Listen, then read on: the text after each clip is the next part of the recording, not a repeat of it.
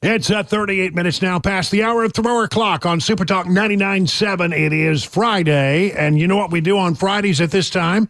A little thing we like to call Phone Your Farb Friday.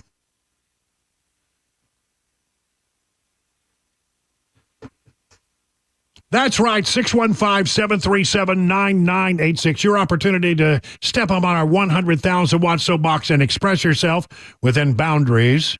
Don't make us use the red button.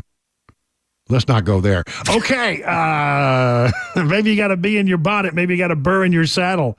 Maybe you just got a cicada in a place where I hope you never have a cicada. Hey. Just give us a call, 615-737-9986. Now, I don't want to consider this a competition, but we do compare, the audience in the 435 to the audience in the 535 round. So give us your best stuff here. No wagering.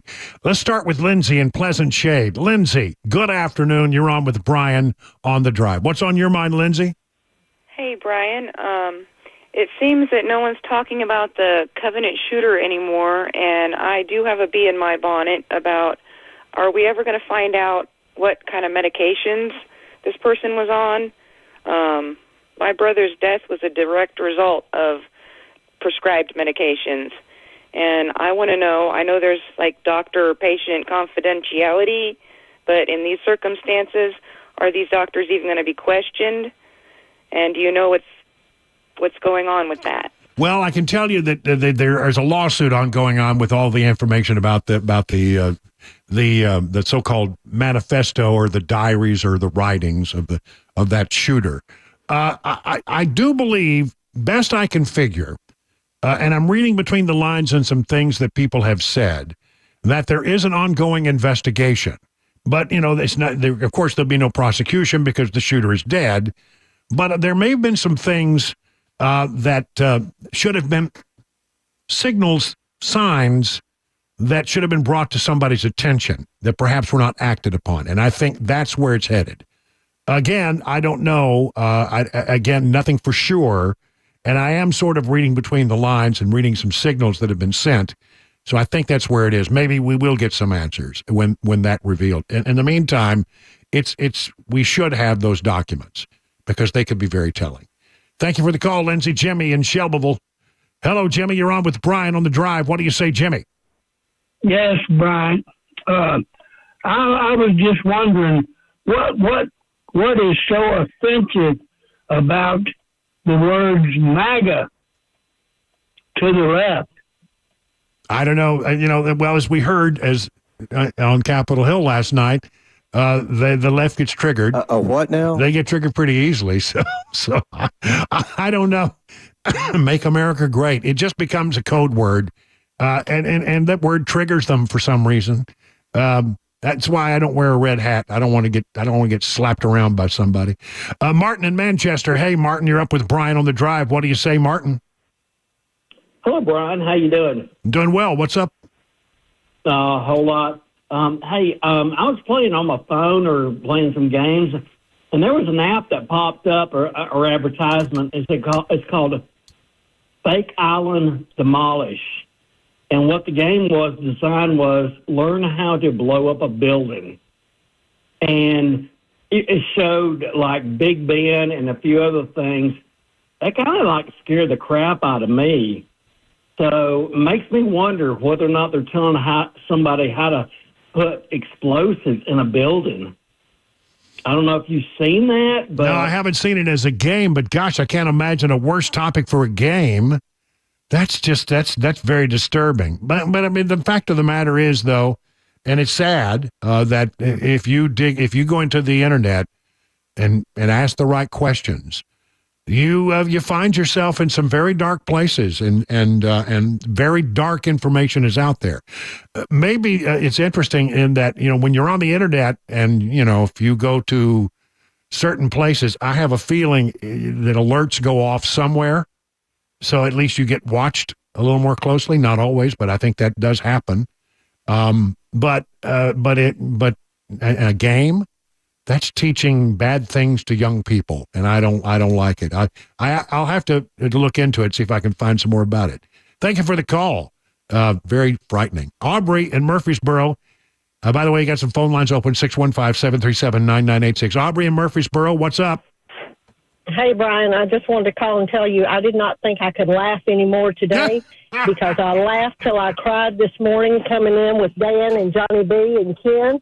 But when you said, what now? I thought it started all over again. I know. You did not have the privilege of having AOC when you were up there. I know. It would have been so entertaining. But James Comer just seemed like, the quote was, a bleach, blonde, bad-built, butch body. And Comer goes, what now? That made me laugh so much. Thanks for the call. How about Marshall and Antioch? Hello, Marshall. You're on with Brian on the drive. What do you say? Brian, good to hear from you. Love your show. I listen to you every day. I listen to I religiously listen to 99.7. So, you know that movie Blazing Saddles? You remember when I can't think of his name right now. But anyway, we got to keep our pony blowing jobs. That's Joe Biden. Hold on a minute. Yeah, this is from the movie Blazing Saddles. And it's one of my favorites. We've got to protect our phony baloney job, gentlemen. We must do something about this immediately. Hurrah. You're talking about that? You nailed it. Nailed it. Yeah. Man, I mean that's what this the Democrats are doing, trying to keep their phony baloney job. You know? All right, Marshall, thank you for that. I appreciate it. John in Franklin. John, what's on your mind today? Well, I'd like to talk to you about urban growth boundaries around the city of Franklin, Brian. Okay. We're part of the Mays Creek Basin, which I know doesn't pertain to a lot of people out there, but the biggest issue I see is that if you're in an urban growth boundary, the people who you vote for, in other words, I vote for county commissioners and things like that, don't really represent us. Because the city of Franklin and the planning commission for the city and the city aldermen make all the decisions for people who live in the county in an urban growth boundary. That just doesn't seem right to me. And I don't know how to find out more about that because I think nobody really understands that. What are your thoughts on that? Well, I'd have to look into it. It's sort of a very boutique issue. I would seem that it impacts some people, but not everyone. So generally, I look for stories that impact the most people. But I will say this about urban areas. I mean, I'm working on a story right now, and I can't go into it because I don't have it all locked down. Where there are things going on where there is conflict. Between people who live in towns and people who live in the urban areas, and how they are largely people in counties are often seems like the focus is on the cities in those counties and not the urban areas. And there are conflicts that are developing in several parts of our listening area. So if you'll allow me, I will look into it. And I'll try to include that into this story that I'm sort of developing right now. Would that be okay, John? Yeah, right. It's really about the representation of the people that live in an urban growth boundary and overlay to a city. I don't think they're properly represented, and that's what I'd like you to look into. All right, fair enough. I appreciate the call.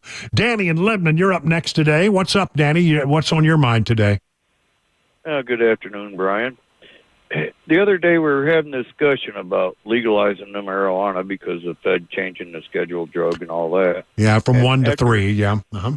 Yeah. After it was hung up, you asked the question of why the state of Tennessee, do you suppose, don't pass it? Well, my answer would be because Big Pharma has lobbyists padding the pockets of the politicians because so many people use it for pain relief that they'll lose millions, if not billions of dollars because of it. Well, I hear that. I've heard that said many times before. Didn't stop other states from doing it.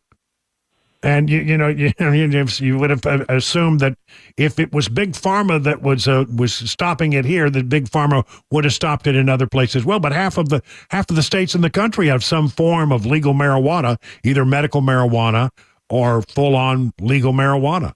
So I don't know that I buy that particular argument. Look, I think it really comes down to people who run for political office are almost motivated, and I don't mean this in a negative way, but they are motivated by one thing, and that is getting reelected. And when they are motivated by getting reelected, they tend to that makes them sort of beholden, it would seem to me, to the voters.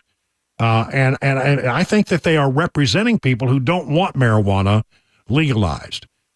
Maybe that will change as this thing goes from Schedule 1 to Schedule 3. I've heard it said that it would never be considered in Tennessee as long as it was a Schedule 1 drug. Well, that's about to change. So we'll see what happens next January. I'm sure there will be an attempt to try to bring some level medical marijuana, something to Tennessee again. We'll see whether or not it goes through or whether it becomes, something that falls by the wayside. Appreciate the call. Richard in Murfreesboro, you're on with Brian on the Drive. What do you say, Richard? Hey, Brian. Thanks for taking my call. Hey, so, Brian, I need your help, and because you're on the radio and so many people listen to you. We're always talking about Trump winning in the polls, and I think we need to start telling people don't believe the polls, because the last time we started talking about how much we're winning in the polls, we got our butts kicked in the midterms because people just kind of got comfortable and didn't get out and vote. So we have to start telling people to do not believe the polls. Well, I do believe that the polls are representative of a snapshot in time. I do, and I have to go with what I believe is true. I think that you don't look at one poll and you don't project something that the polls say today on what happens on Election Day. It's a snapshot in time, and if you get 4 or 5 polls that show the same thing, then you can draw some conclusions. To me, the most important thing is, what is the trend? I also think that, people say, well, how come then the polls are always wrong at election time? They can be, and I think there's an answer to that, and I think the answer is largely this. There's always a number of people at the end of the day who don't focus on politics until the day before the election. And it's hard to know where those people are. And when they crash the boards on election, I got to go vote. And they haven't thought twice about it, maybe all year long, because they're just not very political people. And I think those people do make a difference, and they're hard to poll. I don't think the polls are 1,000% accurate, but I think that they're worth looking at. And I think I hear what you're saying. I will try to be more careful about explaining why I think the polls are important and what they show and what they do not show. And hopefully that will help you out a little bit there. Listen, I'm not able to get to everybody now, but you know what? Here's the great thing. We're going to do this again at 5:35. So Kit and Ricky and Tim and others who are standing by, try again when we do this again at 5:35. Right now, it is 50 minutes past the hour.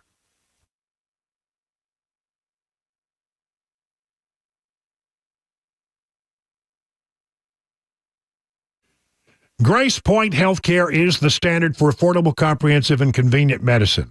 As a direct pay provider, your health care is delivered without the red tape of an insurer's guidelines. Smart Care plans make it even more affordable. Starting at $69 a month, you get free office visits and free basic labs for the entire year. Grace Point identifies and treats the root cause of the condition, not just the symptoms, using a comprehensive, though functional approach. And by usually seeing you the same or the next day, you are treated at your convenience. That's what it's all about. Grace Point Healthcare, affordable, comprehensive, and convenient medicine delivered the old-fashioned way. Located on Main Street in Franklin, here's the number 615-599-6868. That's 599-6868 to set up an appointment. The guaranteed offer is the easiest way to sell your home. It's really simple. We bring you an all-cash offer. You close in as little as 21 days. No home inspections, no lockboxes, no open houses. Go to markspain.com to get a guaranteed offer and start packing.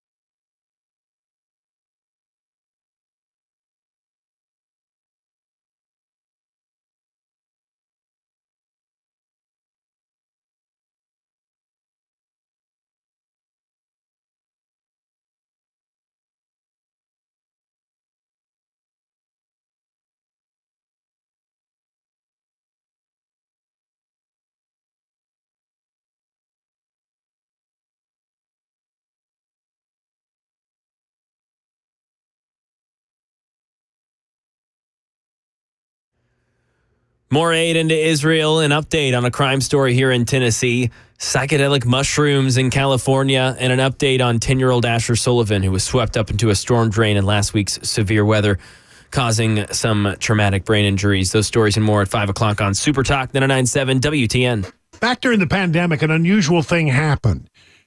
When you look at student grades, even during the pandemic, the grades went up.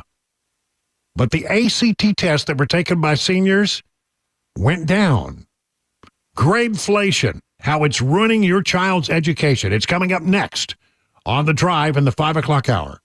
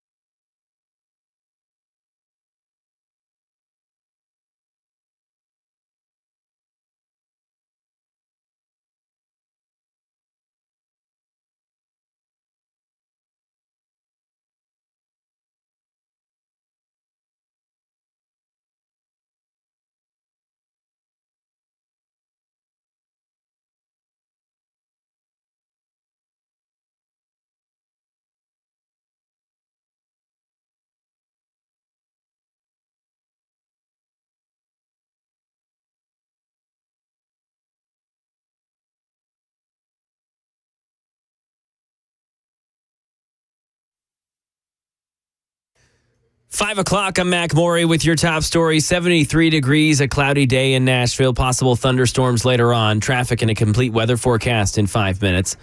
A $320 million pier built by the U.S. military off Gaza's coast is already operational. That's just a day after it was anchored in the Mediterranean Sea. President Biden making good on his pledge to help relieve the suffering of civilians in Gaza more than 7 months into a very destructive war between Israel and Hamas. Gazans have never received the aid they need since the war broke out last October, leading in recent months to widespread hunger and, in pockets of northern Gaza, starvation. Jordana Miller reports from Jerusalem.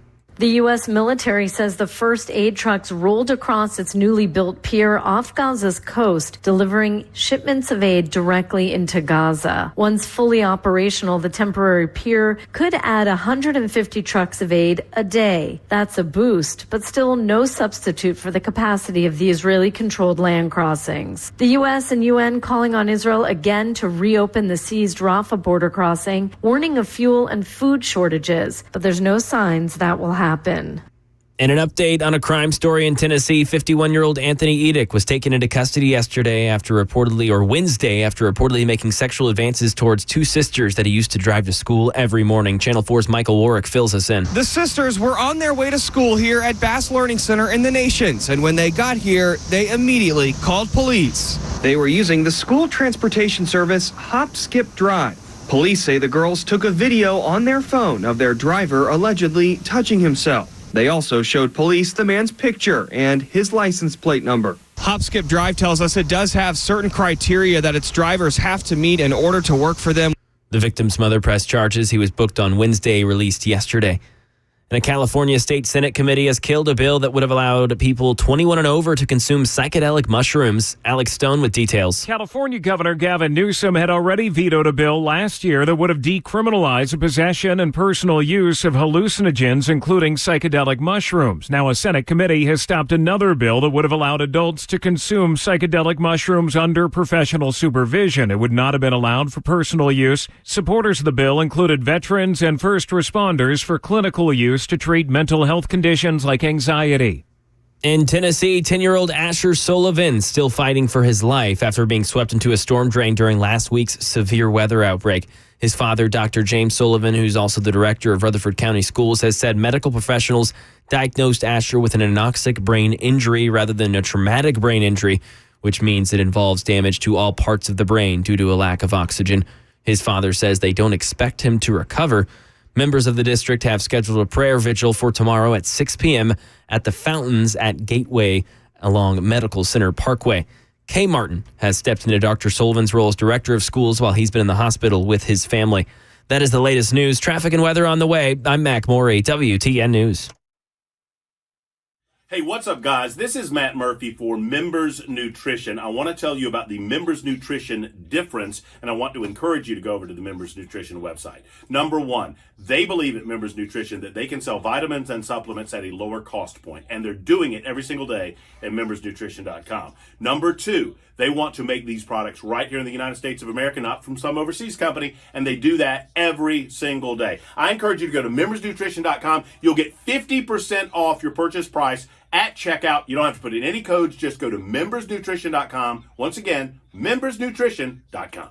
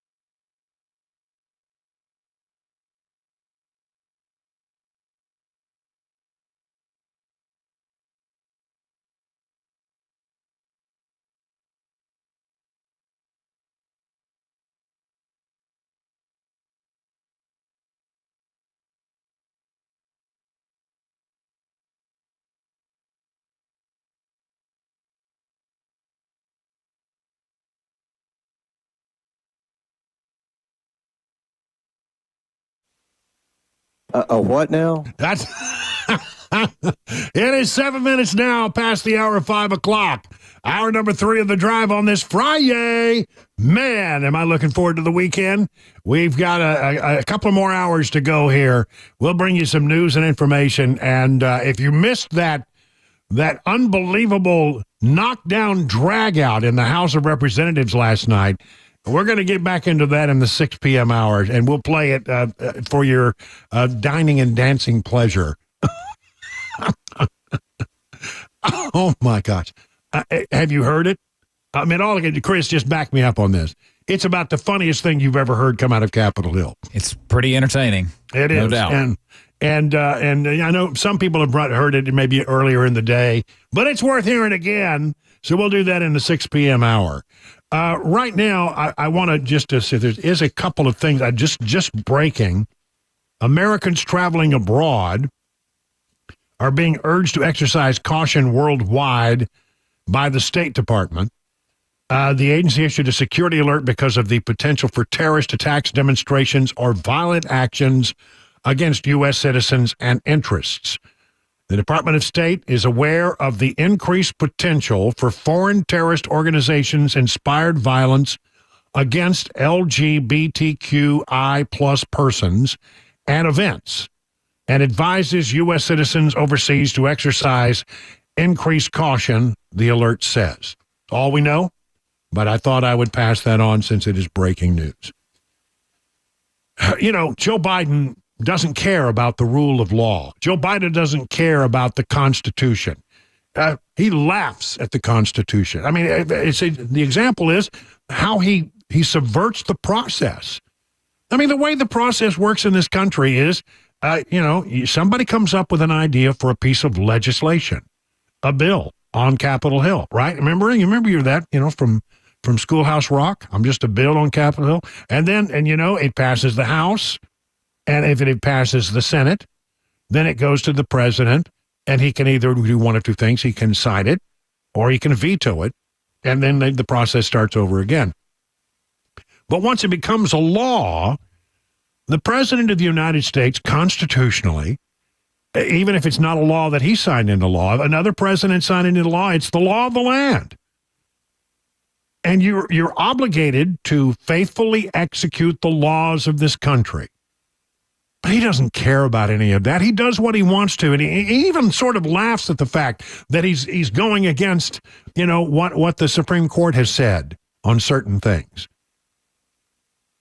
And the problem is that by the time the thing gets challenged in court and gets taken all the way up to the highest court in the land, it's hard to claw back what has happened. That's especially true with this scheme that the Biden administration came up to pay off student loan debt. Nancy Pelosi said, you can't do that without Congress. Well, he did it anyway. Supreme Court said you can't do that and finally knocked him down. So he just found it. He's trying it again. It'll take forever for it to get back up to the Supreme Court. But what's really irritating is if he was doing this in an attempt to help poor young kids just out of college who have got an immense amount of student loan debt. That's not how it ended up. I mean, the idea is he's really trying to do is try to buy votes of young people because he's losing young voters. And that's why we're talking about marijuana in the news. That's why we're talking about, the paying off of student loan debts. I just want to read this to you before I move on to the other topic I want to talk about in this segment. It's education related. Households earning $300,000 plus a year are the biggest beneficiaries of new student debt cancellation plans, according to a study by the Penn Wharton School of Business. Do you know anything about the Wharton School of Business? It's like one of the most respected business schools in the world. And they say that this whole plan, Biden's 2023 SAVE plan, which will cost $84 billion, and add that to the deficit, is really the biggest beneficiaries are those who make $300,000 a year. In other words, people who can afford to pay back the damn loan. It's one thing to help a poor kid. I guess, I still think if you take out the loan, then, you're a college student. You know what a loan is. A loan is you borrow the money, you pay it back with interest. I'm pretty sure that you knew that when you took on the loan. But okay, maybe in a perfect world you want to help out, some younger kids, but that's not where it's ending up. The biggest beneficiaries are people who make more than $300K a year. People who are absolutely 100% able to pay those loans back. Tell me why we're doing that. Does that make any sense to you at all? It completely hacks me off. It really does. Now, on this other education story. From the Wall Street Journal, I think it's a great article. If you have kids in school, you need to think about this. Back in 2020, when the pandemic upended American education overnight, many schools have adopted a more lenient approach to grading. Some eliminated zeros or removed penalties for late work. Many teachers report giving grace to struggling students. Others say they have felt pressure from administrators to limit failure rates. Higher grades have come even as students' test scores and attendance rates have dropped. Here's where it gets interesting. A study in Washington State found that in the 2021-22 school year, high school grades were at or above levels seen before the pandemic.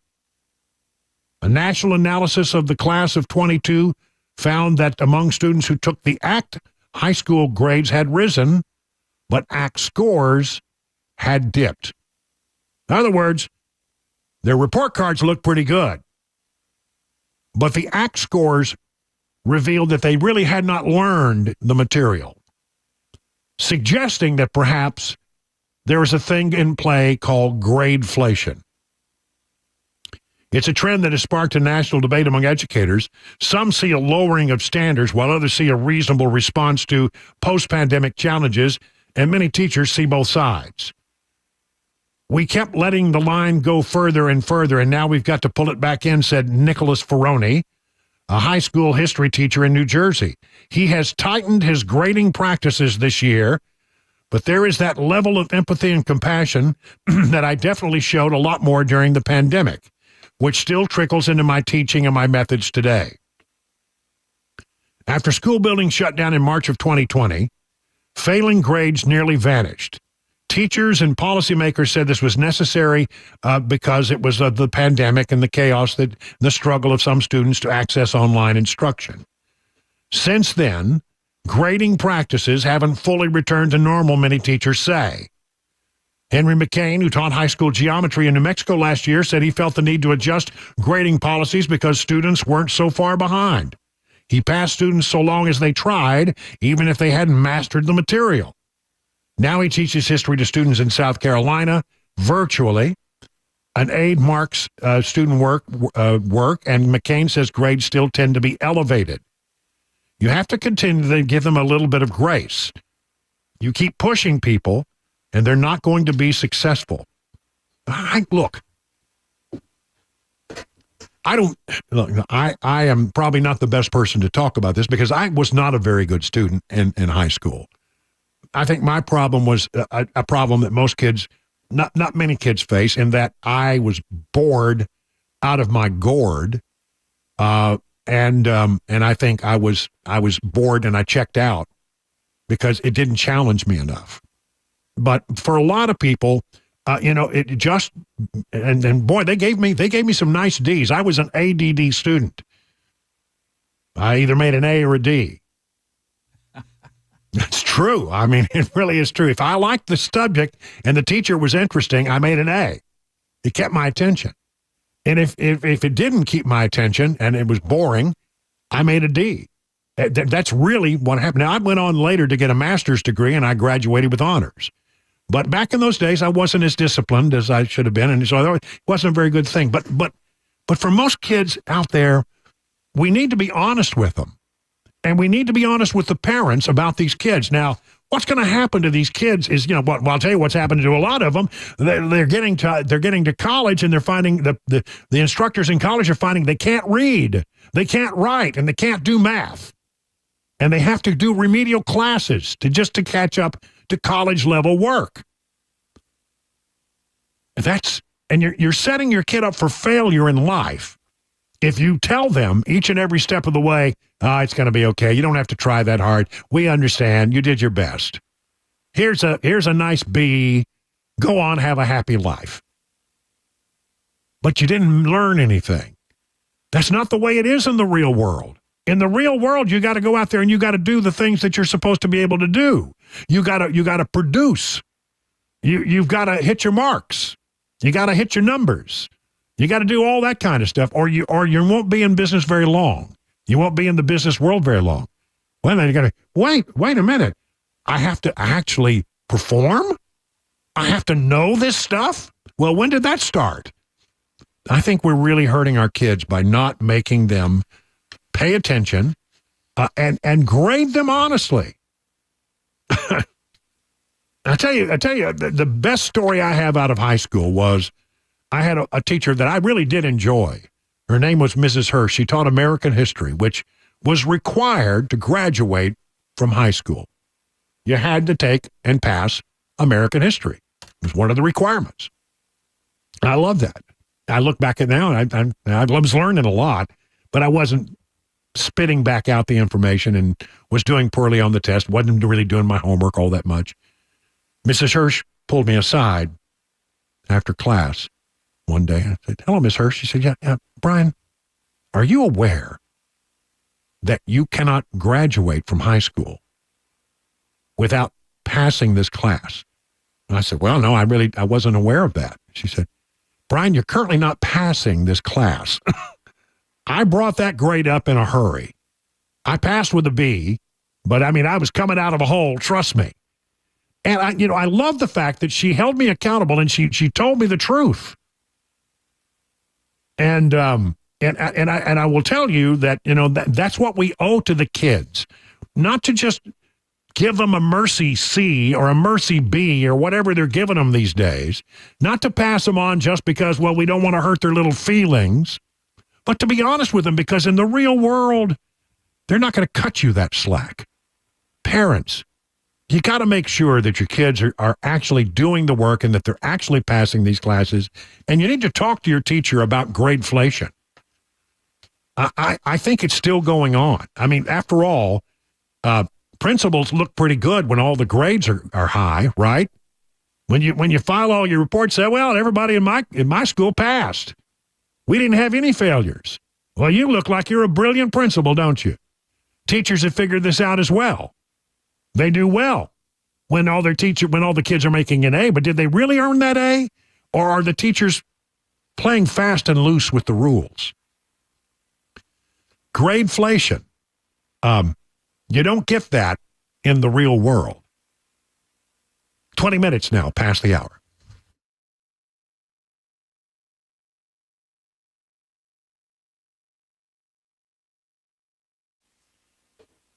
The chairman of the Federal Reserve has said we're on an unsustainable fiscal path. We're not going to pay off the $34 trillion debt anytime soon. They'll just print the money to pay the interest on the debt and then debase the U.S. dollar. Why don't you think about saving in other ways? Maybe you want to try some precious metals. How many times have you heard someone describe something as being the gold standard? Well, when it comes to finding an investment that protects you from runaway inflation, gold is the gold standard. It's a tried and true store of value, consistent across generations. And if you've thought about getting gold or other precious metals in your portfolio, but you feel like you don't have the knowledge to make a smart decision, do what I did. Go to Nashville Gold and Coin. You make an appointment one-on-one. They'll sit down with you. They'll explain the situation. They'll answer all your questions and help you make a precious metals investment that's right for you. It's friendly. You'll learn a lot. You'll never be subjected to a high-pressure sales pitch. Gold and silver can't be that safe haven in uncertain economic times. My friends at Nashville Gold and Coin are standing by to answer all your questions about the precious metals market. To set up that one-on-one appointment, just go to NashvilleGoldandCoin.com. Again, NashvilleGoldandCoin.com.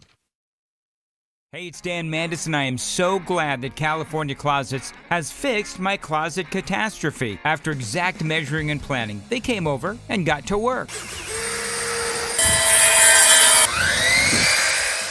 Yeah, once it was all plotted out on their 3D CAD system, the pieces are measured, cut, and precisely installed into my space. It was clean, fast, and professional, and above all, my new closets look and function great. Now, this was my dormer, and now this is my new dormer thanks to California Closets. Look at all of this added space for shirts and shoes, you name it, and it is cut so precisely, simply amazing. And my old closet that has now been reborn as the ultimate in style and functionability, making the best use of the space that I had. They can work on just about anything: bedrooms, garages, home offices, closets, pantries, and so much more. Find them online, CaliforniaClosets.com, and see what they can do for you. You can schedule a free design consultation. Mention my name, CaliforniaClosets.com.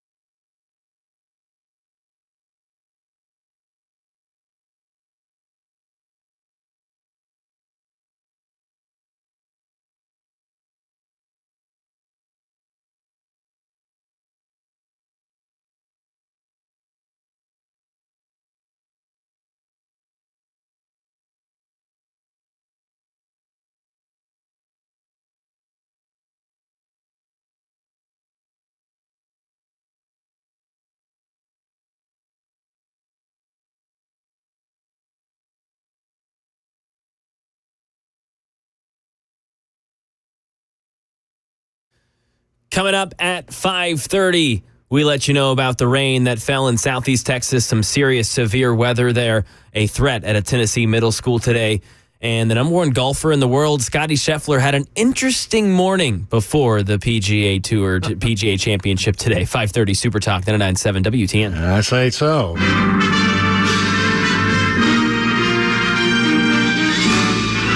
Spanning the globe to bring you the constant variety of sport, the thrill of victory,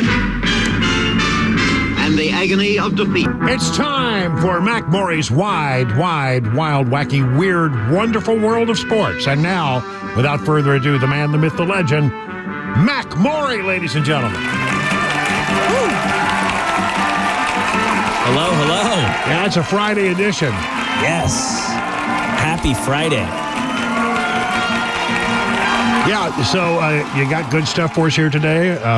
Do we need to talk briefly about the golfer? Well, I figure I'll cover it in my newscast. Right, we talked a little bit about it earlier. But yeah, basically, number one golfer ended up in handcuffs early this morning, had a mugshot taken. We'll tell you why at 5:30. Part of our sports news leaking into the real newscast, because that was a big story today. It was a big story, no doubt. All right, so what's up today? We've got some NBA news going on. We do have a Game 7, only the second Game 7 of this playoffs. Yesterday, the Minnesota Timberwolves absolutely routed the Denver Nuggets. They won by like 45 points. The Denver Nuggets only scored 70 points. Wow. That is like a 1980s NBA score. You have to get in the triple digits if you want a chance in today's league. They had their whole bench in the whole fourth quarter.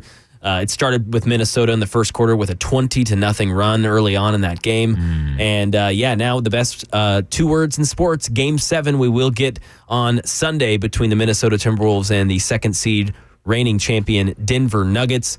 We've kind of been covering some of that series. Losing the first 2 games at home was Denver, and then they have to come back to Minnesota. They win the next 2 games in Minnesota. They come back in Denver. They win Game 5, lose Game 6 last night. It's been a topsy-turvy series with not. That's a great series. It's a great series. It's interesting because we haven't had one good game for all 4 quarters. We had one good game at the end. It kind of got close. There was like an 8-point win for Denver where it felt like Minnesota could maybe come here and strike at the end and come back. But for a whole 4 quarter of a game, have not had a competitive 48 minutes. I don't understand that. I mean, why would it be so radically different in game to game to game? Yeah. It's the same players. Yep.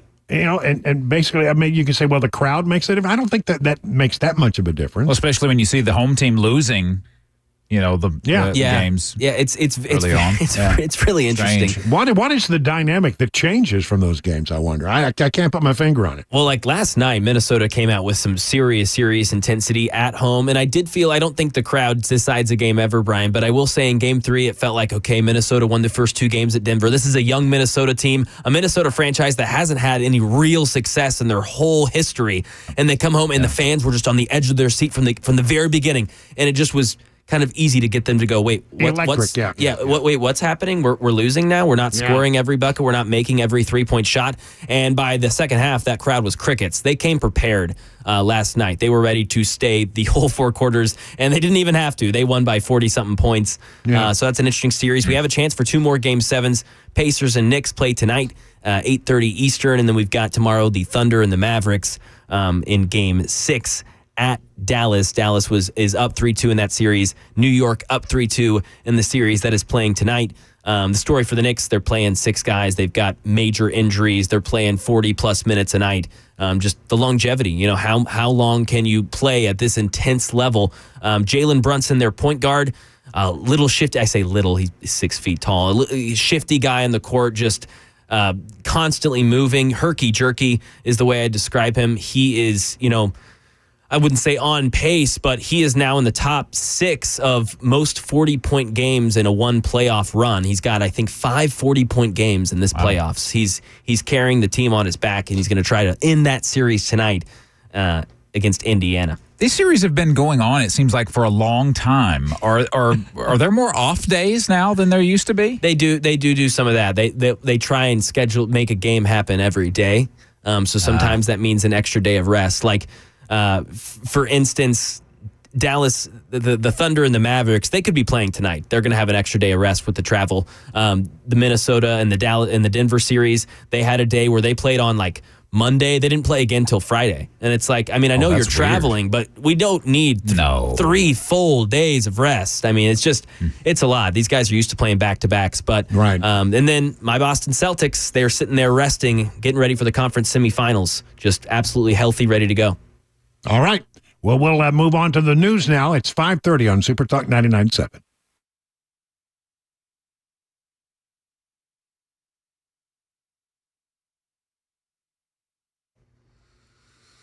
.5:30, I'm Mac Maury with your top story. 73 degrees and cloudy. Latest traffic report and a weather forecast in 5 minutes. The rain has finally let up in southeast Texas, which has been battered by severe weather for the second time in as many weeks. Jim Ryan says at least 4 people lost their lives in last night's storm. Flooding was the major problem last week. This time, hurricane-force winds have blown out windows in high-rise buildings in downtown Houston and knocked down massive electric transmission towers. Nearly 800,000 homes and businesses are without electricity, and restoring service will be difficult. For many, many people, it's going to be weeks and not days. Harris County Chief Executive Lena Hidalgo says damage extends from Houston all the way to the Gulf Coast. And right now in Tennessee, a note was found inside a bathroom of Greenbrier Middle School today threatening violence against the school. That note was written on the bathroom wall, and it said, quote, "I'm shooting the school up Friday." Officials say no credible threat was found, but police presence at that school has been increased for the day, and some parents had their children stay home for the day. And in the sports world, the number 1 golfer in the world, Scottie Scheffler, was arrested and charged after an incident on his way into the PGA Championship in Louisville, Kentucky. Scheffler, this year's Masters champion, was taken away in handcuffs after he tried to make his way into the golf course this morning. Police were on the scene investigating the death of a pedestrian who was struck by a shuttle bus when this incident unfolded. Derek Dennis. The arrest of the world's #1 golfer, Scottie Scheffler, caught on camera and witnessed by ESPN analyst Jeff Darlington. Guys. Darlington with his cell phone recording Scheffler in handcuffs being taken away after officers say Scheffler was driving into the Valhalla Golf Club in Louisville. An officer trying to redirect Scheffler around an unrelated fatal accident, but police say he continued to drive past, with an officer grabbing onto the side of the vehicle, holding on until Scheffler eventually came to a stop. He's going to jail, and it ain't nothing you can do about it. Scheffler calls it a big misunderstanding. And that is the latest news, traffic, and weather on the way. I'm Mac Morey, WTN News. Hey, it's Dan Mandis, and I am so glad that California Closets has fixed my closet catastrophe. After exact measuring and planning, they came over and got to work. Yeah, once it was all plotted out on their 3D CAD system, the pieces are measured, cut, and precisely installed into my space. It was clean, fast, and professional, and above all, my new closets look and function great. Now, this was my dormer, and now this is my new dormer thanks to California Closets. Look at all of this added space for shirts and shoes, you name it, and it is cut so precisely, simply amazing. And my old closet that has now been reborn as the ultimate in style and functionability, making the best use of the space that I had. They can work on just about anything: bedrooms, garages, home offices, closets, pantries, and so much more. Find them online, CaliforniaClosets.com, and see what they can do for you. You can schedule a free design consultation. Mention my name, CaliforniaClosets.com.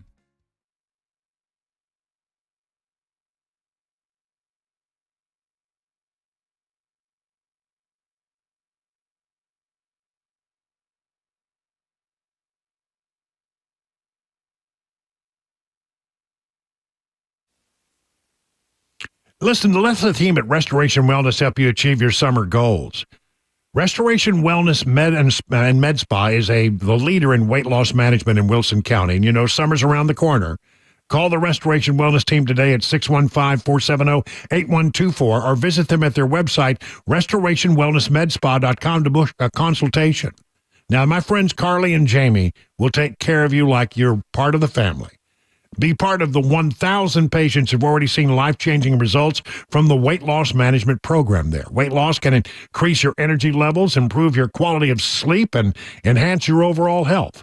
And these are customizable treatments, not one that just pull one off the shelf for everybody. No, they talk to you about your lifestyle, your needs, your goals. I'm going through it. Cabana Wife's going through it. It's working for us. I got to tell you, Cabana Wife is looking pretty darn good. Whether your goal is to lose stubborn body fat or improve your overall health, Restoration Wellness has a solution for you. Newest technology in weight loss management. Just go to restorationwellnessmedspa.com for more information. Hey, what's up, guys? This is Matt Murphy for Members Nutrition. I want to tell you about the Members Nutrition difference, and I want to encourage you to go over to the Members Nutrition website. Number one, they believe at Members Nutrition that they can sell vitamins and supplements at a lower cost point, and they're doing it every single day at membersnutrition.com. Number two, they want to make these products right here in the United States of America, not from some overseas company, and they do that every single day. I encourage you to go to membersnutrition.com. You'll get 50% off your purchase price at checkout. You don't have to put in any codes. Just go to membersnutrition.com. Once again, membersnutrition.com.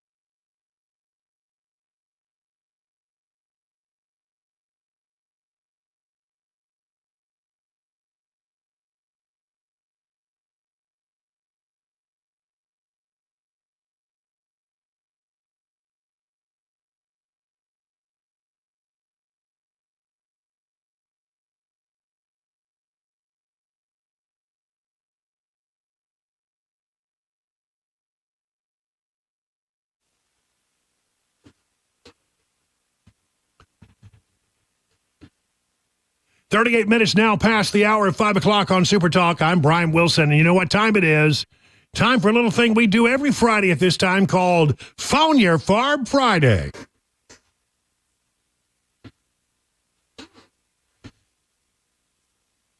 Yeah, what's on your mind tonight? Come on. This is interactive radio. 615-737-9986. Again, that number 615-737-WWTN. Maybe you got a bee in your bonnet. Maybe you got a burr under your saddle. Maybe you have a cicada in a very unfortunate spot. Just call us and step up onto our 100,000-watt soapbox and express yourself. That's what it's all about, within boundaries, because it is a family show. Don't follow my guidance. So here we go. 615-737-9986. A lot of open lines. And listen, I don't want to make too many judgments here. We had a pretty good round at 435, and we always expect that the people in the 5 o'clock hour, well, it's not really a competition, but we like to compare. So, the bar's been set pretty high, 5 o'clock people. Get after it. 615-737-9986. Jamie, out on the road.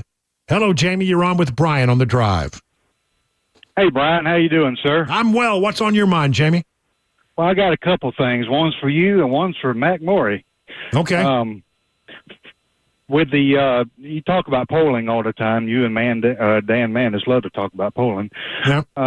I just wonder, you get all these numbers all the time, but what about the average common Joe who doesn't have time to log on and do polling? You probably got millions of people out there. You don't have a clue where their polling rank is because they don't get on there and do polling. So how can you get an accurate... Go ahead. You don't volunteer your time on polls. You get called and you answer the questions if you get called. Look, I mean, I didn't know that. Yeah, the one thing about polling is sort of interesting is it's not because if that did, it would be completely skew the numbers. Yeah, so that's the way that works. They call you or they reach out to you, and and by the way, I got reached out to the other day, and the first thing they said, "Are you a member of the news media?" And I said, yes. I said, thank you very much. And that was the end of that. They don't want to know my opinions about it at all. But no, and look, I hear people say, the numbers. Well, okay, I get that. But I would be remiss if I didn't tell you where things stand to the best of my ability. And numbers are a way that you can quantify that. Look, here's the thing I'm going to say again about polling. One poll doesn't matter. If you have 2 or 3 polls that show the same thing, you got to look at it and say, well, that shows that something is going on there. It is always a snapshot in time and not an indication of where we're going to be when we get to the end of the process. So, things can change. And I would say that at the end of the process, it's extremely volatile. Things move around a lot. And when things get down to brass tacks and people got to decide how they're going to vote, there's always a great number of people who jump into those waters at the very last second, and that can skew and make the numbers that we saw in the polling data look inaccurate. But I do think there's something going on, and I do think, number one, the thing to take away right now is that the polls are showing Donald Trump doing pretty well in the battleground states. Much better than you would expect. And the headwinds against Joe Biden are considerable when it comes to the issues. So I think there's something going on out there. Look, you look at the popular vote, it's still very tight. But I don't really think that's the thing to focus on. Focus on just the battleground polls, and you'll be sort of into where we are in a real way in the election. Thanks for the call. Ricky in Watertown, you're up next. What do you say, Ricky? You want me to tell you an unbelievable feel-good story? Okay. I bought a pellet smoker I'll tell you what, about November 3 years ago. It was a Victory model made by Louisiana Grills. And the control panel went out on it. Yeah. And I called to get a part for it. Right. And the parts and warranty was handled by an outfit called the Barbecue Guys. All right. And called. It was a black lady, real nice talking. And I was telling that, give her my name and address and all that. She said, hold up. She said, don't hang up. I'm going to put you on hold for maybe up to about 5 minutes. I said, okay. She gets back online. She said, you ain't going to believe this. She said, we do not have a control panel in stock, and there's none on order. She said, will it make you mad if we send you a new grill? Wow. I said, what's it going to cost? She said, not 1 cent. She said, shipping and everything is free. Well, that is a good story. You know, and that's the way you build good customer service. That's been good customer loyalty, is by doing stuff like that. Standing behind your product, right? Good stuff, Ricky. Appreciate it. Harvey would say, you want to hear the rest of the story? Oh, yeah. Hurry up, though. I used to order parts for DuPont on antique equipment out there, and I got really good at it. Meanwhile, I get thinking, hey, I want to fix smoke. Got on Amazon. Guess what? I found something that would work. You know what it cost me? $50. Okay. And I traded the grill to David Lozier, owns Middle Tennessee Auto Repair. Got my truck repair done for which would have cost me $300, and then $200 to boot. You talk about a happy camper. I was. Life is good for you, Ricky, in Watertown. All right, thank you for the call. Kip in Cookeville, you're up next on the drive. What do you say, Kip? White cicadas, Brian. What about white cicadas? Okay. Have you ever seen those before? No. No. Every morning I get up, go out to my shed. I have chickens and stuff. And on one side of the door to my shed, there are white cicadas. On the other side, they're the regular cicadas. I've never seen these before. Someone said, oh, you just got, an albino. I said, like 5 every morning? No, I'll tell you what's going on. They just come out of their shell. No. The other ones coming out of their shell are the regular, really, dark green and black cicadas. These I are don't know. white.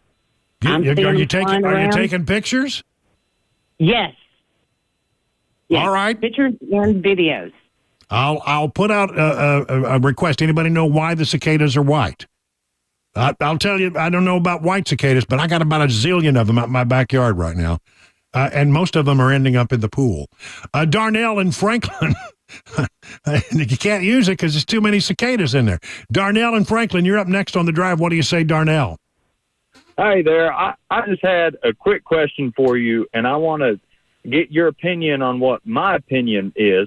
But Osama bin Laden, I want to know what you think actually happened, because there's a lot of conspiracies, about how all that went down.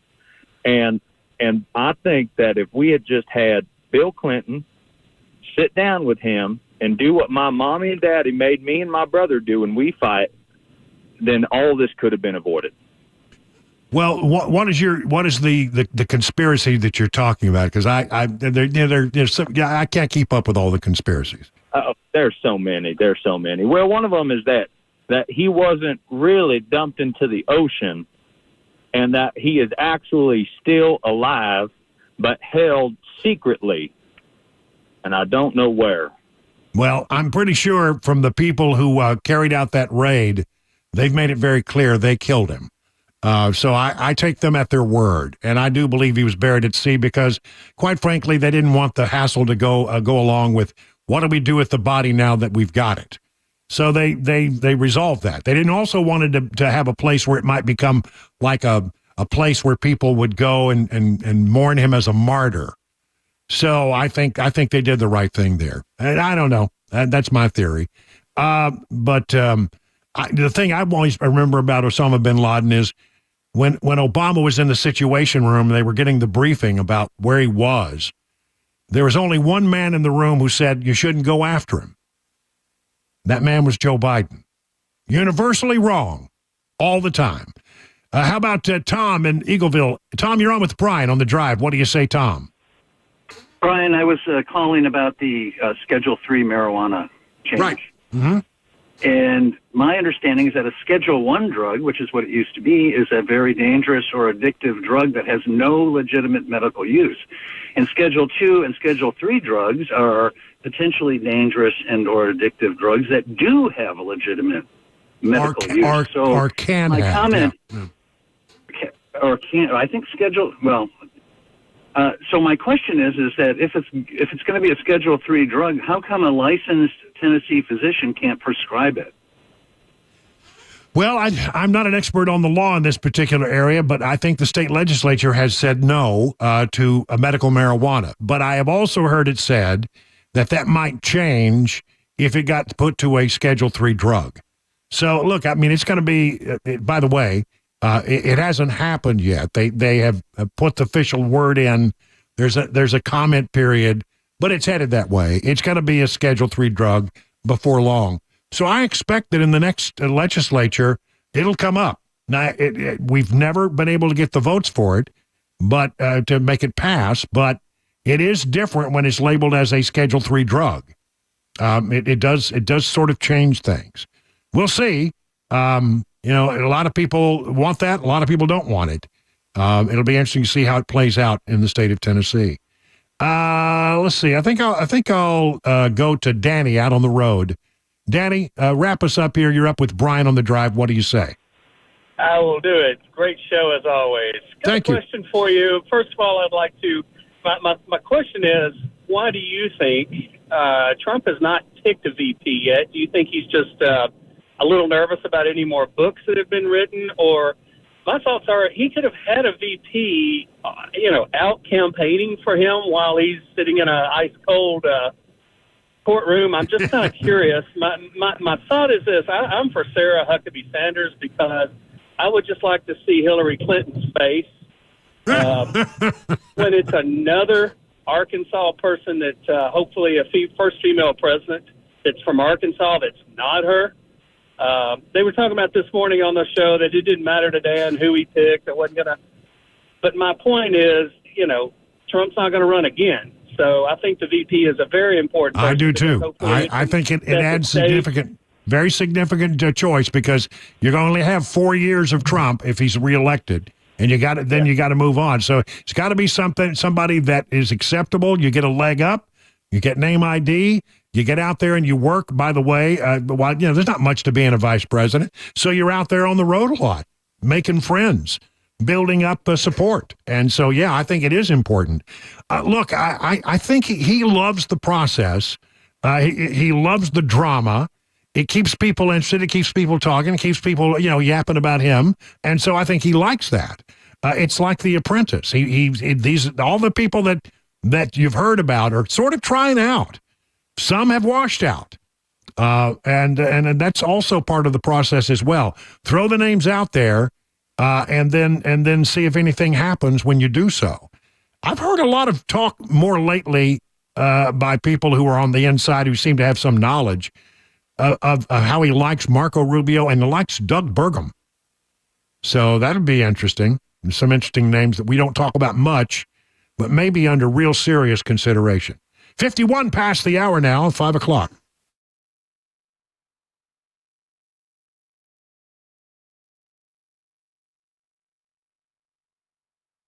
I started work in the early 60s, and Tennessee had a deer stalking program already in place going, primarily from Clarksville Base within the Fort Campbell area. From that area, a lot of deer were stalked in Middle and West Tennessee, and then later on, we started taking deer from those areas and stalking other areas. So it was a progression. It moved pretty fast. The deer sometimes were faster than the stalkers were. I bet that was pretty exciting trying to trap those deer and move them and know that you're making a huge impact. Well, we wasn't all that confident. Oh, really?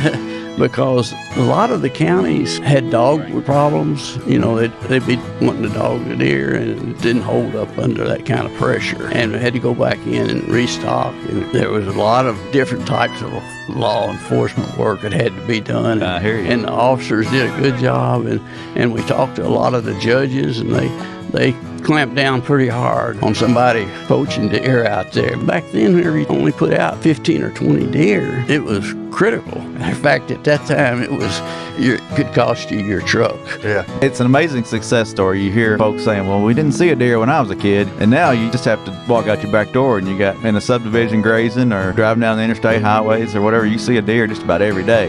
Yeah, sometimes I wonder if we're too efficient. Some folks say back in the good old days, but I don't know. Right now, hunting and fishing is really good.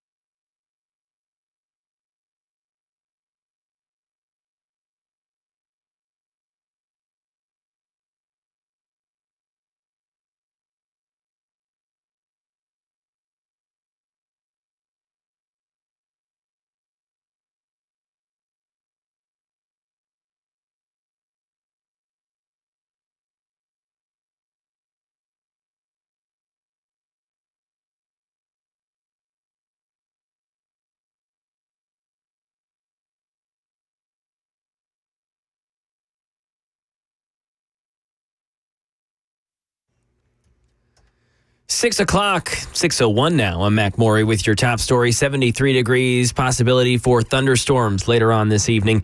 Traffic report and a weather forecast in 5 minutes.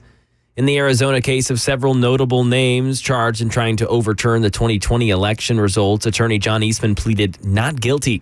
Donald Trump himself was not indicted in the case, but was referred to as a co-conspirator. Imna Win. Former Donald Trump lawyer John Eastman is the first defendant charged in the Arizona case related to efforts to overturn Joe Biden's victory in the state in 2020. Eastman pleaded not guilty in a Phoenix courtroom. And I'm confident that if the law is faithfully applied, I will be fully exonerated at the end of this process. Others indicted in this case will follow suit, including former White House Chief of Staff Mark Meadows, former attorney Rudy Giuliani, and 11 fake electors in the state.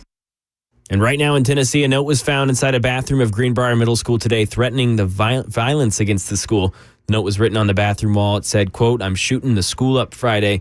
No credible threat was found. Police presence at the school today was increased. Some parents had their children stay home. And on the day, a judge granted Trump time off from trial to attend his son's Barron's graduation. The former president is headlining a Minnesota Republican annual dinner in St. Paul.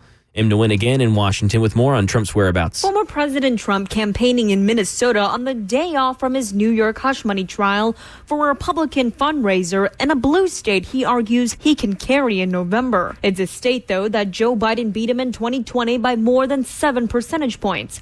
Trump came close in 2016 when he fell just 1.5 percentage points short of Hillary Clinton. Earlier Friday, Trump and his wife Melania attended their son Barron's high school graduation from private Oxbridge Academy in West Palm Beach, Florida.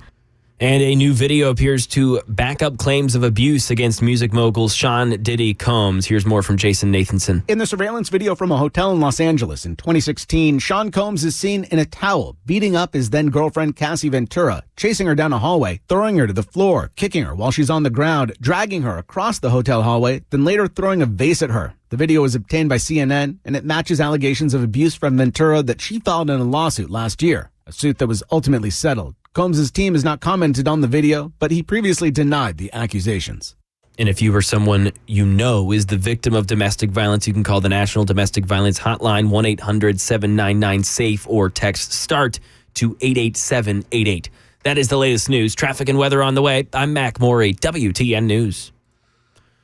Hey, what's up, guys? This is Matt Murphy for Members Nutrition. I want to tell you about the Members Nutrition difference, and I want to encourage you to go over to the Members Nutrition website. Number one, they believe at Members Nutrition that they can sell vitamins and supplements at a lower cost point, and they're doing it every single day at membersnutrition.com. Number two, they want to make these products right here in the United States of America, not from some overseas company, and they do that every single day. I encourage you to go to membersnutrition.com. You'll get 50% off your purchase price at checkout. You don't have to put in any codes. Just go to membersnutrition.com. Once again, membersnutrition.com.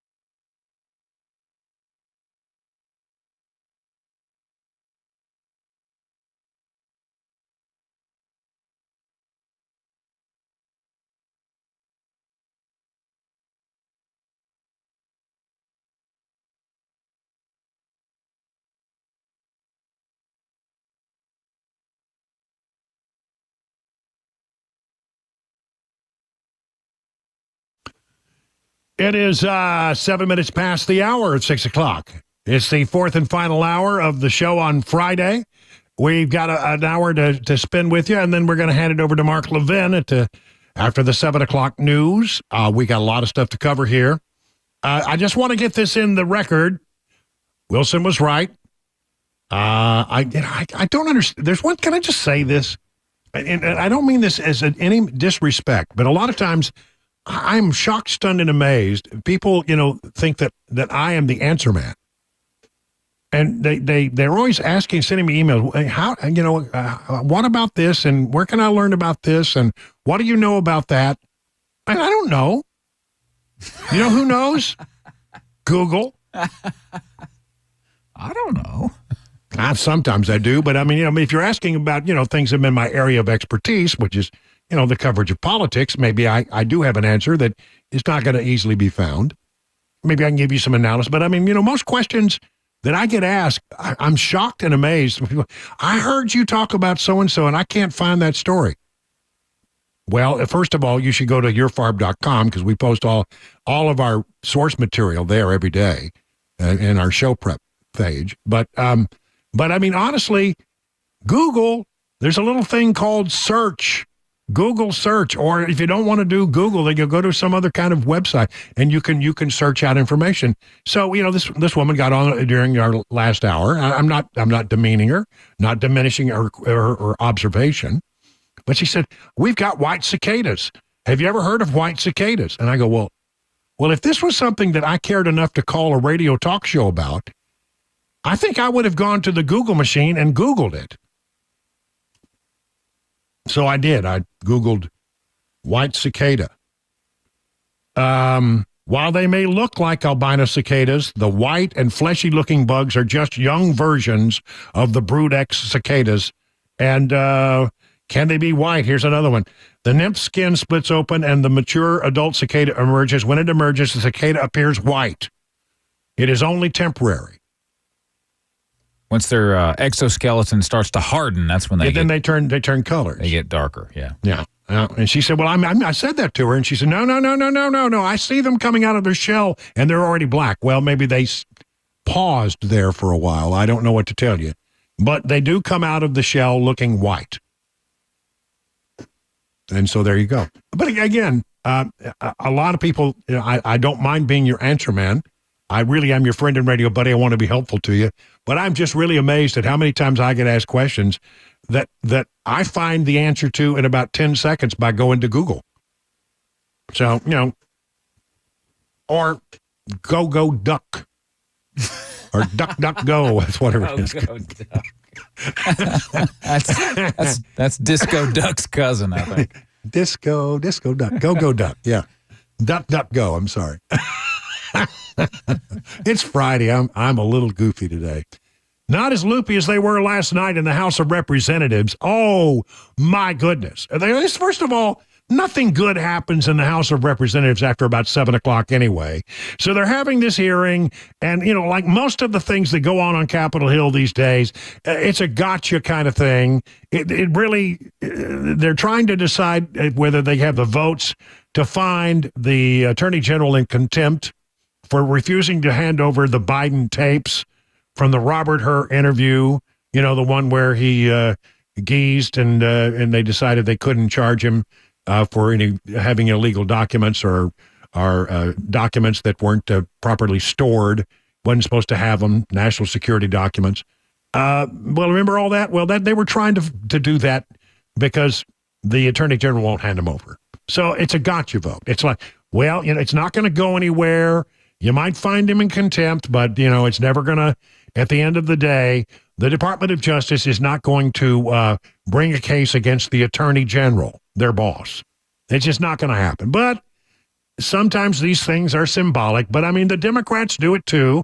Over in the Senate, they're going to be doing a bunch of things, and it's all designed to try to get, advantage on the other side in an election year. There's no real legislation being passed right now. They might as well just go home.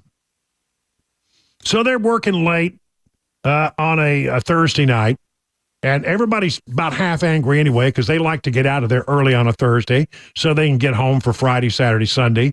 and have Monday back in the home district and then come back on Tuesday. That's the way they like to do it. They say, it's an old saying that there's no place more dangerous in Washington than the road between Capitol Hill and Reagan National Airport on Thursday afternoon. They blow out of that place. They're going to the airport. So they're late. Temperatures are they're seething. They're not very happy to be there at all.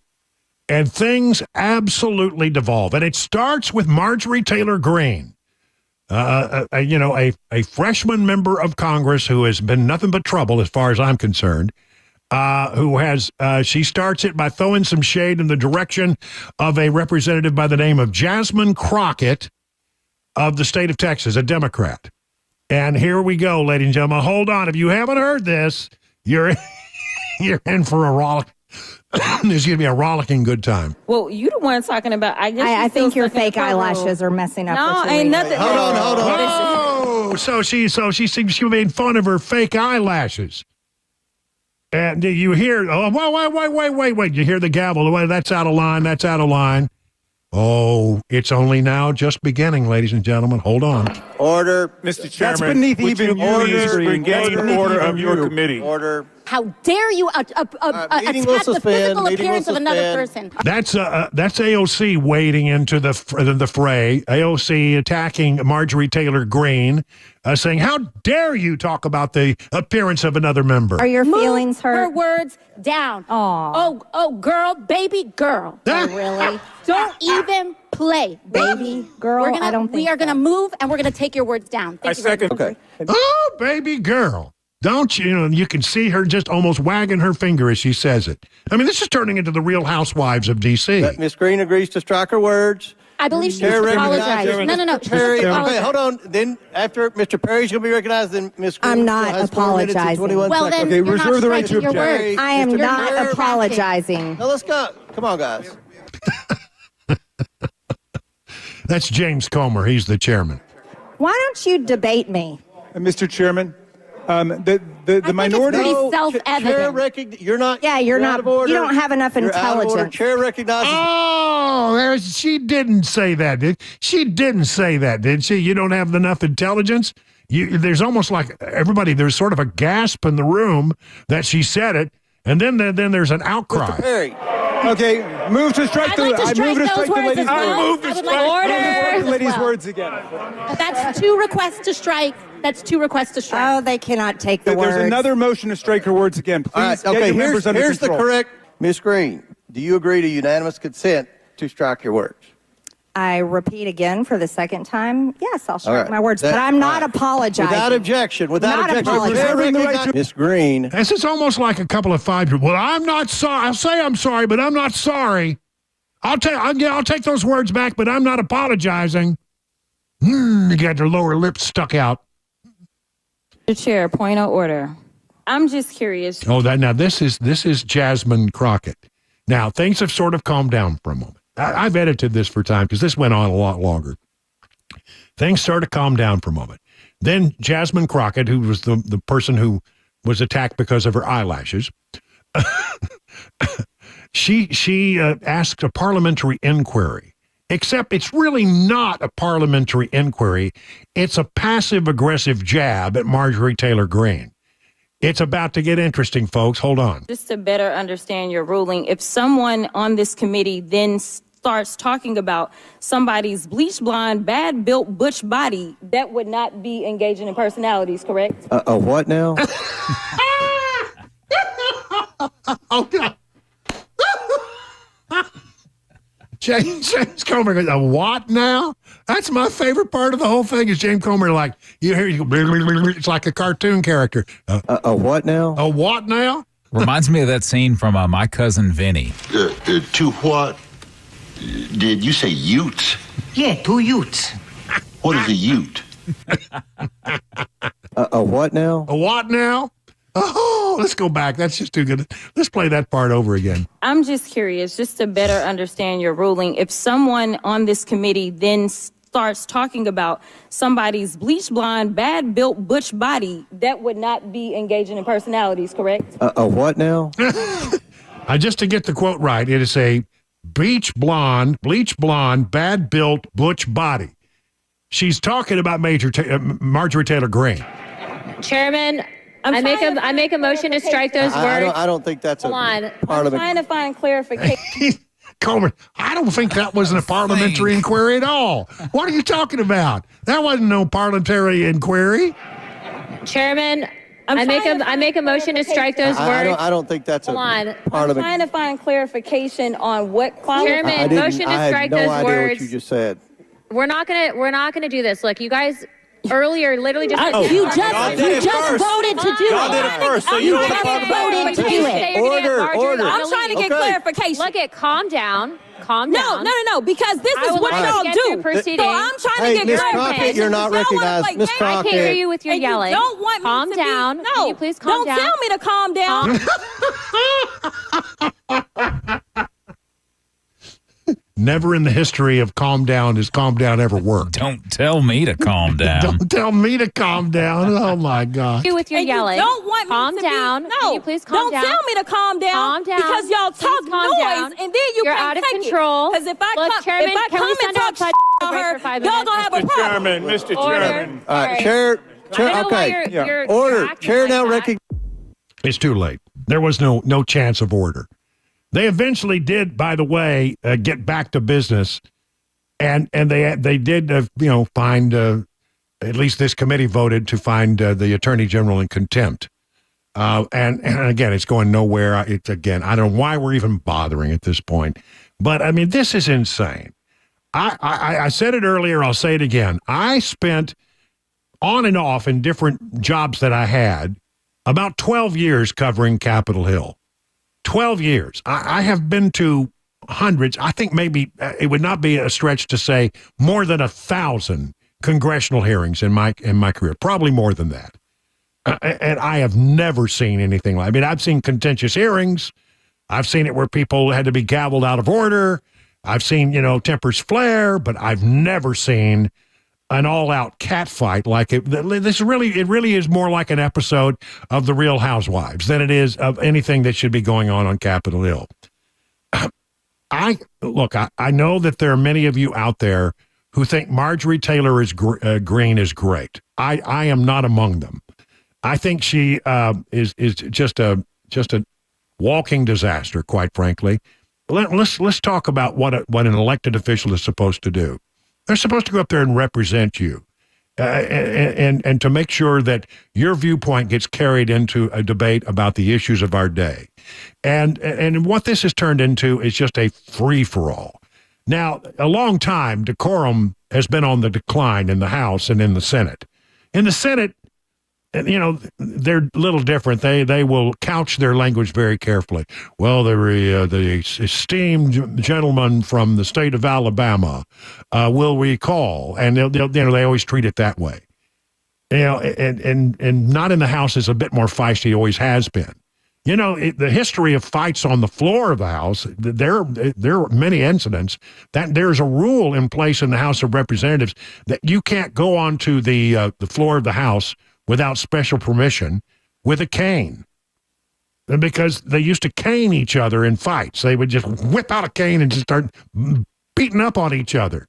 And they should be glad they didn't have those last night. There may have been an incident. Yeah, I mean, I'm telling you, it was ugly. And really, honestly, we, the American people, deserve better of our representatives than this kind of behavior. Look, Marjorie Taylor Greene started it.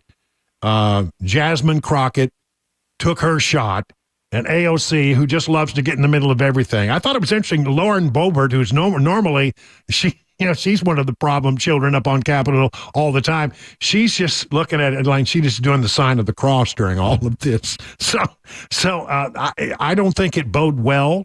I don't think it reflected well upon the institution of Congress. And really, was this really this conversation and this debate and this behavior? Is that the kind of representative you would want in Congress? I don't think so. It's 22 now, past the hour.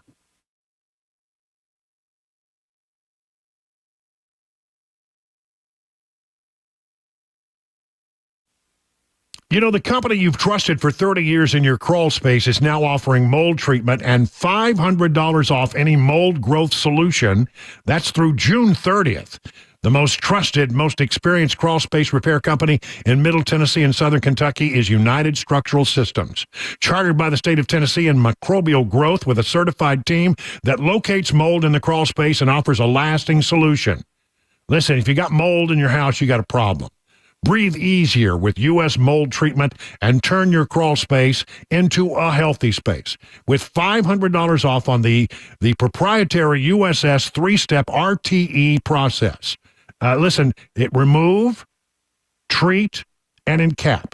That's right. Remove the active growth, treat the area where the growth occurs, and then encapsulate the entire crawl space so you don't have the problem again. Don't wait. Humidity is rising. Call now and get $500 off the USS Mold Treatment RTE solution. Your space will be warranted and backed by a USS guarantee, giving you peace of mind knowing that any mold spores will no longer fill the airways of your home.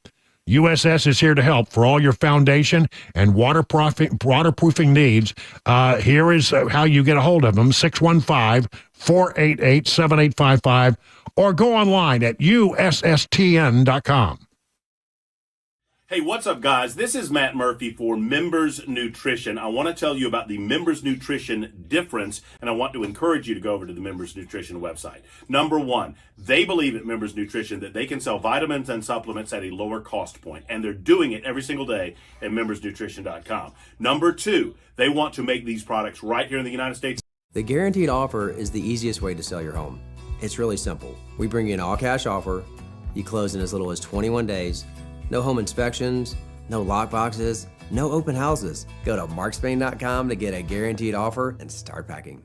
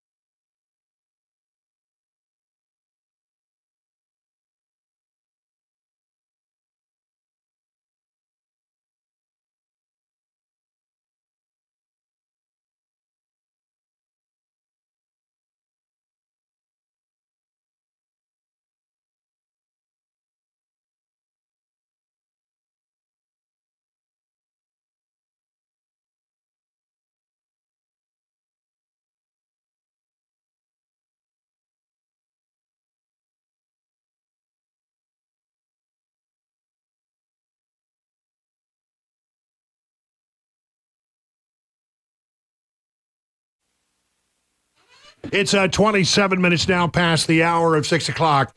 Well, I have a minute or two here before we get to the news at the bottom of the hour. Let me run through several stories that I just think are interesting. I won't have time to go in depth on them, but I just find them quite interesting.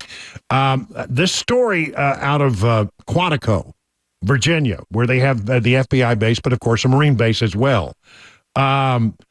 There were two Jordanians who posing as Amazon drivers who attempted to get into Quantico. This was earlier in the month. And they pulled up. They didn't have the right qualifications, and so out of an abundance of caution, as they always do, they ordered them over to the side. You've been to a military base. Sometimes when you go to a military base, they pull you over to the side just to check you out a little further before they let you on the base. Make sure you have business there. Well, instead of pulling over, they tried to go on into the base, and they deployed the emergency ramps and shut it all down, and the truck crashed into the barricades, the emergency barricades that they can throw up at the last second. Turns out that both of them were Jordanians. One of them we know was an illegal immigrant, came across the southern border, and the other is said to be on the terrorist watch list. And beyond that, we can't get any information about this whole mess. The White House won't comment on it, and I'm telling you, reporters are out there asking the questions, and they're just getting the runaround on this. You know why? Because if you find out that there was an attempted terrorist attack on the Quantico Marine Base near Dumfries, Virginia, just outside the nation's capital, it absolutely proves everything that I've been saying for months and months, if not years now, about the southern border and how we are putting our nation at risk by letting so many people come into the country, and we have 1.8, maybe 2 million known gotaways. Unbelievable. That they would absolutely prove that story, and that would be a story that would absolutely devastate the Biden campaign, because it would prove what the Republicans have been saying all along is correct. You're putting this nation at risk by doing this, and that, boy, they have got the clamps on this story like nobody's business. Watch this story. Don't let this one go. I know reporters are working on it. They're not going to give up, but they sure are not putting out much information about it. Quickly, a couple other headlines. This is weird. Reports emerge of drivers becoming sick while driving electric vehicles. Motion sickness in EVs is a real thing, says ABC News. The brain setup's a model for what we expect in certain situations. In combustion cars, you hear the engine revving, you know someone is stepping on the accelerator, the car moves forward. In an EV, the auditory and visual inputs don't fit the model that you're actually moving. However, electric vehicle passengers are most likely to suffer rather than the drivers. If you're the driver, your head moves when you turn the wheel to the left. You are applying the pressure to the accelerator, so you know what to expect. It's really the people in the car who may report feeling a little nauseous. If you have a certain lateral acceleration, like turning a corner fast, that will increase your potential for dizziness or motion sickness. Another reason why maybe we don't need, actually some of the EVs, they actually pump in a fake sound. Yeah, I've seen that. Yeah, they could, to make it sound like the car is doing what it's doing. I don't know, but that's weird. Not all of them, apparently. Time for the news at 6:30.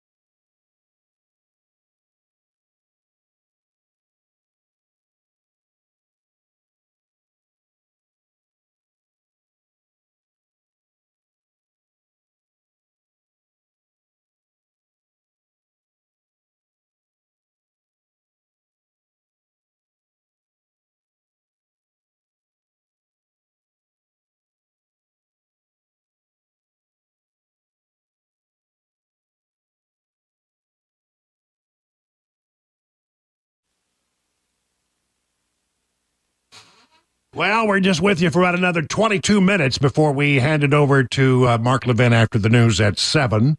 He'll carry on through the evening.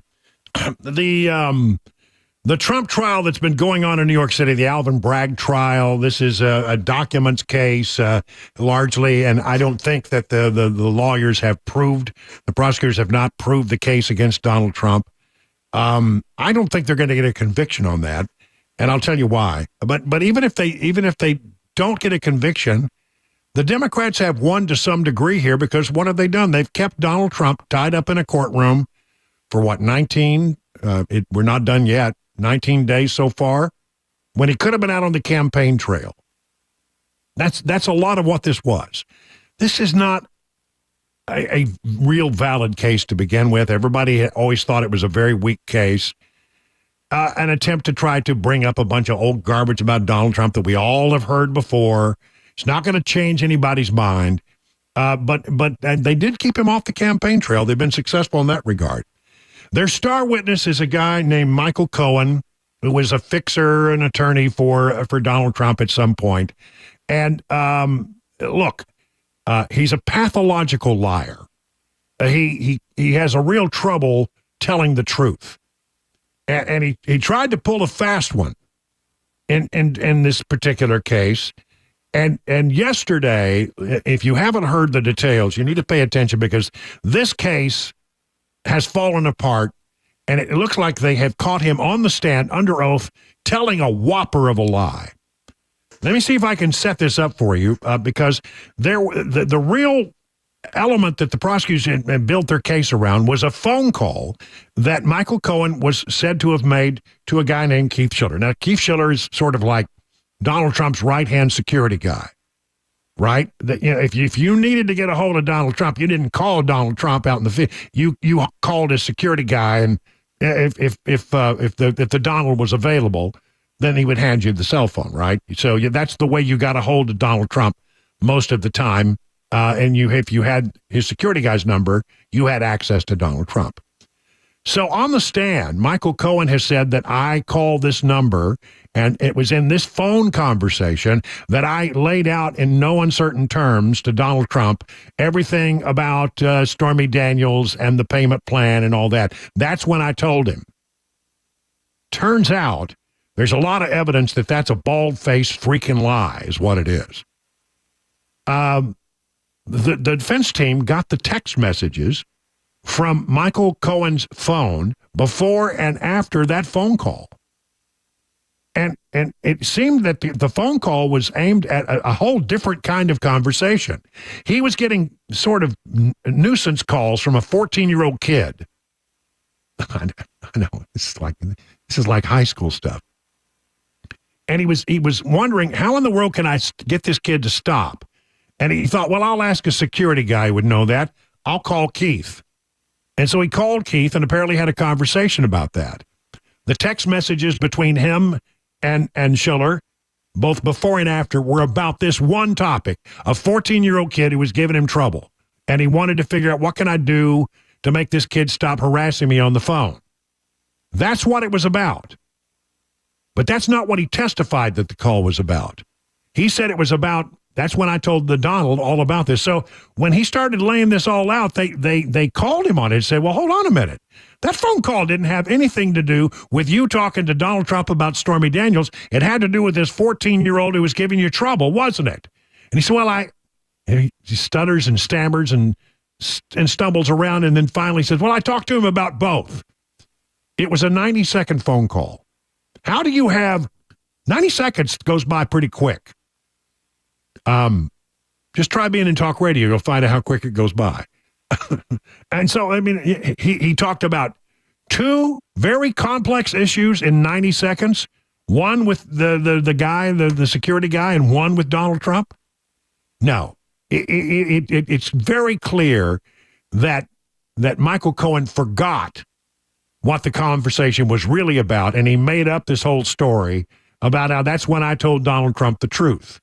Anderson Cooper from CNN happened to be in the courtroom for all of this, and this was his take on it when he came out. According to, suddenly now, Michael Cohen's refreshed memory, he now says, oh, it was a call about this 14-year-old making crank phone calls to me, but also about the moving ahead on Stormy Daniels. Todd Blanche was incredulous, his voice cracking, his voice raising up, moving around the courtroom, saying the jury doesn't want to hear, him guessing, it wants to hear facts. It was an extraordinary cross-examination by Todd Blanche. And, Michael Cohen's, throughout the day, Michael Cohen, when cornered, he does have a pattern of suddenly not understanding the question that's being asked, or seemingly kind of, one could say buying time to try to figure out how he wants to answer. But this time, Michael Cohen was cornered in what appeared to be a lie, and had to adjust suddenly his memory that he had just testified to on Tuesday. If jurors don't believe Michael Cohen, how significant that might be. I wonder how prosecutors are going to redirect on this, because Todd Blanche also got Michael Cohen to admit that he had not seen these text messages in the prep by prosecutors. So he had apparently had no memory of those text messages. He was shown that there was a phone call to Keith Schiller at this time by prosecutors in the prep, and the implication certainly by Todd Blanche is that he concocted this story of what that 90-second phone call was, not realizing that there were text messages right ahead that directly related it and right after that directly related it. How about that? It's kind of a convoluted explanation, but it sounds like they caught him in a lie. Even the legal analysts over at CNN believe this is a bombshell development in the trial. Wow. If not a knockout punch, it certainly put him on the mat, right, and knocked him down. Whether the prosecution can get up is the open question. Why? What generally happens that when you have adverse information, that is information damaging to your case, on your testimony on direct, sir, there's a time you made a phone call to the president. Yes. Tell us about that phone call. What was the nature of the discussion? You discussed two things. You discussed the 14-year-old harassing you, right? And you discussed something else in addition to telling the president. It didn't take you long, did it? Then you get to the conversation. There was no mention at all with respect to any 14-year-old, any harassing, anything at all. And so now you have the defense in cross giving that call context. Major disconnect, major problem, big point for the defense. If it's not a knockout punch, it's a standing 8 count. And, there were a lot of critics of the way that Mr. Blanche began his cross. But cross is a rhythmic operation. You gotta get your pace, get your rhythm. I think he's doing a marvelous job. And you don't open with your best stuff. He had that. I'm sure he's had it for a year. And he bided his time. And he let it out at the precise moment it would do the most effective damage. Not only does it make the prosecution look unprepared, Blanche has caught Mr. Cohen in lie upon lie upon lie. Now, it's kind of like fishing in a pond that's stocked. You're guaranteed to get something. With Cohen, you're going to get lies, but this has really been a strong cross-examination and a strong couple days for the defense. And if the whole case rises and falls on Cohen, I don't think 12 people will vote to convict. How about that? Jonathan Turley says the problem is this guy's a pathological liar. He can't help himself. But he's a pathological liar. That's his MO. And you can't put someone like that on a stand very long before they return to that nature. And we saw that, where he just appears to have made up a key phone call because he likely saw it on a phone record and said, I'll just say that's when I told Trump. And it really resulted in a spectacular explosion in the middle of court because it wasn't just a call. That was the call. And so the question now is for the jury, whether their hate for Donald Trump is greater than their hatred for being treated like chumps. At some point, they have to be insulted by what they're witnessing. New Yorkers don't like to get played usually. They certainly don't go around selling Brooklyn Bridge to others. That's usually reserved for tourists. And at some point, this jury is going to have enough and say, you know what? It's worse than we thought. You're insulting our intelligence, not just by putting this guy on the stand, but trying to get us to convict someone where you haven't even bothered to state what the crime is. You know, the problem is that Michael Cohen came in as a sort of a weak witness anyway, because he's a known liar and a perjurer, convicted perjurer. And, you know, so, you know, you knew that going in, that he had a trouble with the truth. And then right there in front of the jury, you catch him in a series of lies. That testimony has no credibility, and he's their star witness. Well, here's the big picture. This case, if there's any justice at all, this jury is going to return a not guilty verdict. Now, they're going to try to rehabilitate the witness and redirect. And who knows what the defense team is going to lay on the table going forward. There's also this guy out there, Robert Costello, who could testify on behalf of Donald Trump, who will come in and just annihilate the credibility of Michael Cohen if they choose to go down that path. I'm not sure they will. Here's what will happen. The defense team will ask for a mistrial. And then they'll ask for a directed verdict, and they're probably not going to get that either, although there should be a directed verdict in this particular case. It should never go to the jury because they haven't proven the case, and their only witness has just been exposed as a liar. And big picture, the January 6th case is delayed. The documents case, they've got real problems with that. The Fannie Willis case, oh my gosh, where do I begin with all the problems they have with that particular case? This is the one that they thought, well, no matter what, this is the one we'll get him on. This is what we'll get him on. We'll get him on a felony. I don't think that they're going to succeed in any one of these four cases. See, again, remember, it's one thing to bring an indictment, but if there's nothing behind the indictment, then it's not going to end up well. They thought that they might just get one little thing on him. It looks like they may end up, after all of this effort, never laying a glove on Donald Trump. 50 minutes now past the hour.